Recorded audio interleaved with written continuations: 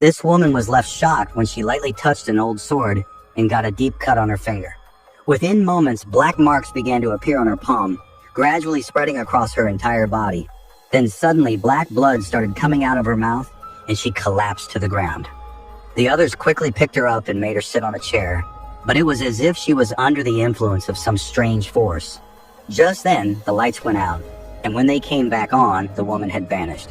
Everyone began to feel that something was wrong with this place, and they started regretting their decision to come here. A few hours earlier, some young people had arrived at a famous collector's bungalow. They were from an interior design company and had come at the request of the current owner to plan the transformation of the bungalow into a museum. The bungalow's owner, Risang, was no longer alive, and the place was filled with thousands of antique items.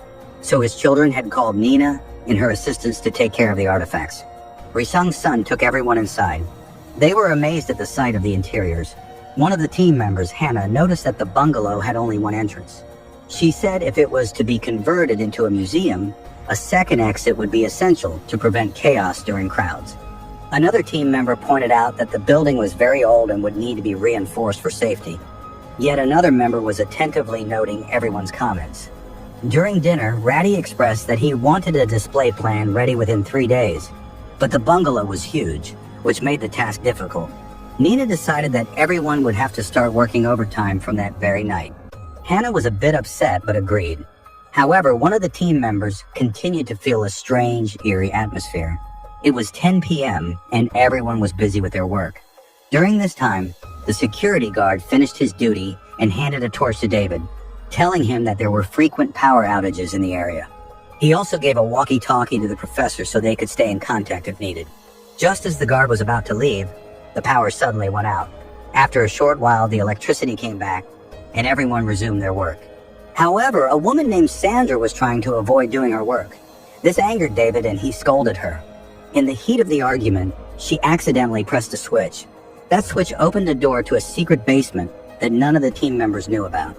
She was the first to go down and turned on the lights.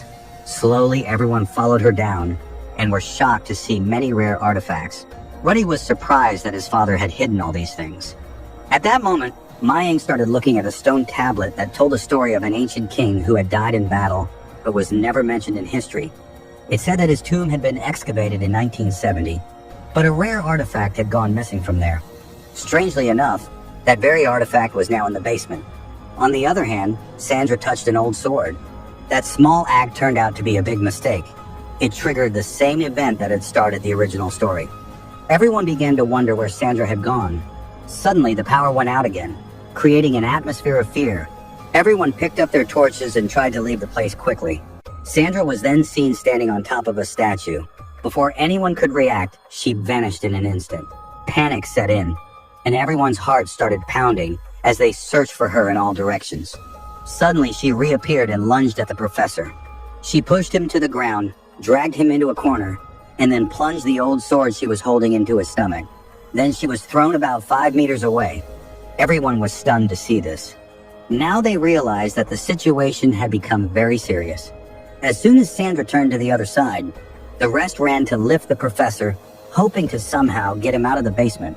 But now that woman was banging her head against a pillar and muttering strange incantations. Then she suddenly ran toward them. Finally, when she reached right behind, it felt as if something very heavy had fallen on her. Somehow, everyone managed to shut the door. Now they all tried to get out of the bungalow together, but they found out that the door opens from a courtyard, and surprisingly, even Rudy, the son of the bungalow's owner, didn't know about it. Meanwhile, Sandra, holding a sword, walked straight toward the door.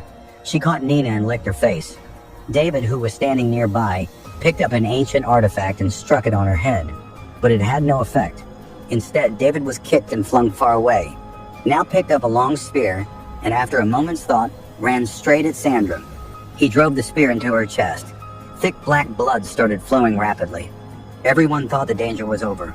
They again started searching for a way to get out. But the very next moment, Sandra opened her eyes. Everyone was terrified and started running around the bungalow in fear.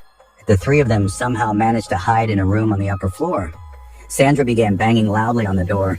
David was tending to the injured professor. Rudy and his sister were hiding with them in the kitchen. Just as they tried to change their location, they saw that the woman was now walking on the walls. Then suddenly, she vanished. While everyone was staring in shock, wondering what would happen next, she reappeared and took the professor away. The others fled to save their lives. Sandra began to beat the professor badly. She pulled his tongue out and slit his stomach open with a sword. One by one, his organs were pulled out. Eddie was watching all this from behind the cupboard above, trembling, but couldn't make a single sound. Meanwhile, something strange began to happen to the old sword. Now his sister and David had hidden in another room of the bungalow. There, David asked Rudy, "What terrifying secret is hidden in this bungalow?" Rudy replied, "Even I don't know." BN said, "This bungalow has always felt scary to all of us. That's why we never lived here. And to be honest, we don't know much about it either. We only knew that the outside world used to call our father the Mad Collector. The king spent his whole life collecting ancient artifacts and rare relics. He spent a fortune on this passion. But one night, some thieves broke into the mansion. A fight broke out between the thieves and the guards. All 7 people were killed in the clash. But the king kept the incident a secret, and afterward, the security of the mansion was made extremely tight. Only one door remained for going in and out. Meanwhile, the guard noticed that the power in the mansion had gone out again. He filled diesel in the generator, and soon the lights came back. At the same time, Eddie seized the opportunity, went to the living room, picked up the wireless set, and tried to call for help.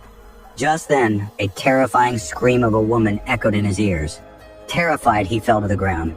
Meanwhile, the guard tried to return to the mansion, but the gate's code turned out to be wrong. Helplessly, he used the key to open the door and went inside. He didn't know that Sandra was already there waiting for him. The guard was attacked, and Chashma Ed silently watched everything from a corner.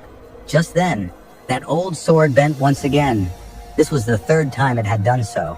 The 3 women hiding upstairs began to come down the stairs trembling. In the next moment, Sandra threw the guard's severed head in front of the 3 women. Screaming, they all ran toward the dining hall.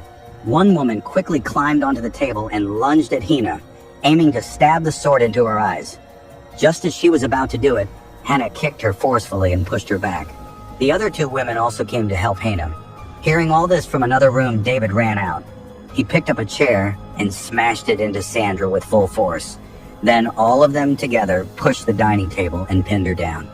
Once again, everyone started hiding in different places. Rudy and his group hid in the secret room in the basement. 2 women went to an upstairs room, and Eddie was left alone in the mansion. Now, Sandra couldn't open the secret room's door, so she changed her target. She reached the room of the 2 women and started banging loudly on the door. The 2 women hid under the bed. Meanwhile, Rudy found his father's old diary. It was written in it that the sword had been made by a mad blacksmith who was sentenced to death by the king due to a mistake. Before dying, he cursed the sword.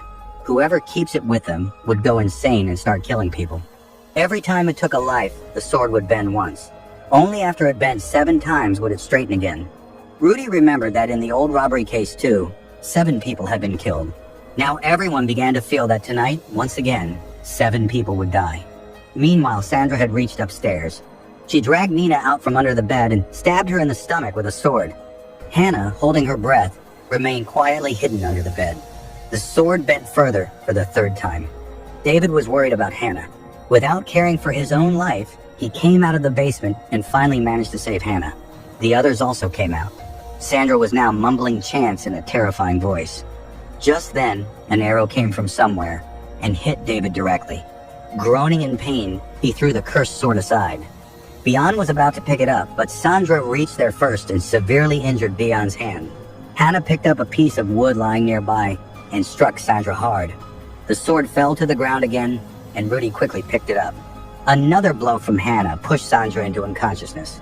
Hannah immediately supported David, and they all returned to the hall, where they rested for a while. But soon Sandra stood up again. It seemed like she would never die. Maying said that no matter how hard they tried, unless 7 people were sacrificed, this cycle would not end, and whoever touched that sword would eventually die. Now Sandra reached there, and a struggle for the sword began between the 2, during which Rudy's neck was lightly cut. In the end, Sandra managed to regain the sword. That's when Rudy started behaving strangely, as if he had lost himself. Suddenly, he brutally crushed Ed's head. On the other side, Bian found the guard's dead body and a bunch of gate keys next to it. She quickly unlocked the gate, and just as Sandra reached her, she somehow managed to get out in time. Everyone decided to hide in the mansion's garden. Mayang looked around to make sure Sandra hadn't followed them and went out to get the car keys. But suddenly Sandra attacked him and started strangling him. Hina, who was hiding nearby, saw a lawnmower, picked it up, and hit Sandra on the head with it. This time David, who was still injured, gathered his courage, went near Sandra, and stabbed a sword straight through her mouth. That was his final blow. Sandra was silenced forever. A few months later, that haunted mansion was converted into a museum, and the cursed sword was sealed away forever in a hidden chamber, so it could never claim another life again. With this, the story ends here. Subscribe to this channel for more horror stories like this.